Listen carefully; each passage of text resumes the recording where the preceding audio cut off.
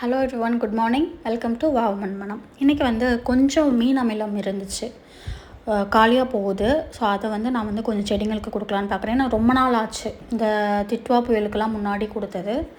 சரி, கொஞ்சம் இருக்கிறத காலி பண்ணி விடலான்றதுக்காக ஊற்றிருக்கேன். இதில் மீன் அமிலத்தில் நான் ஒரு விஷயம் கண்டுபிடிச்சிருக்கேன். என்னென்னா, எந்த செடியுமே இப்போ பூக்க ஆரம்பிச்சிருச்சு, காய்க்க ஆரம்பிச்சிருச்சுன்னா அந்த டைமில் மீன் அமிலத்தோட அளவை நம்ம கம்மி பண்ணிடணும்.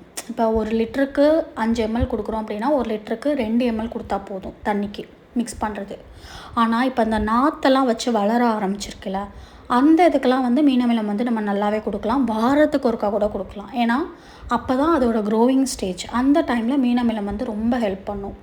ஆனால் நீங்கள் வளர்ந்துட்டு பூக்க ஆரம்பித்து காய்க்க ஆரம்பித்ததில் மீன் அமிலம் அதிகமாக கொடுத்தீங்கன்னா மறுபடியும் அது இலைகள் வளர்ச்சியவே பூஸ்ட் பண்ணிக்கிட்டே இருக்கும். அப்போ பூவோ காயோ உதிர்ந்துடும், இல்லைன்னா காய்களோட வளர்ச்சி தடைபடும். ஸோ நம்ம அந்த டிஃப்ரென்ஸ் தெரிஞ்சுக்கணும். பஞ்சகவ்யமும் இலைகளோட வளர்ச்சியை அதிகப்படுத்தும், மீன் அமிலமும் இலைகளோட வளர்ச்சியை அதிகப்படுத்தும். இது ஒரு நல்ல நைட்ரஜன் ரிச் மீன் அமிலம். ஸோ அந்த மாதிரி நம்ம பார்த்து புதுசாக வளர்கிற நாற்றுங்களுக்கு நம்ம நிறையா மீன் அமிலம் வாரம் கொடுக்கலாம்.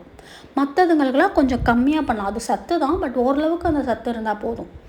ஸோ அந்த மாதிரி நீங்கள் பார்த்து பிளான் பண்ணி கொடுங்க. Happy gardening. இந்த வீடியோ உங்களுக்கு பிடிச்சிருந்தா அப்படின்னா வாவ் மண்மனமை லைக் பண்ணுங்கள், ஷேர் பண்ணுங்கள், கமெண்ட் பண்ணுங்கள், கண்டிப்பாக சப்ஸ்கிரைப் பண்ணுங்கள். தேங்க்யூ.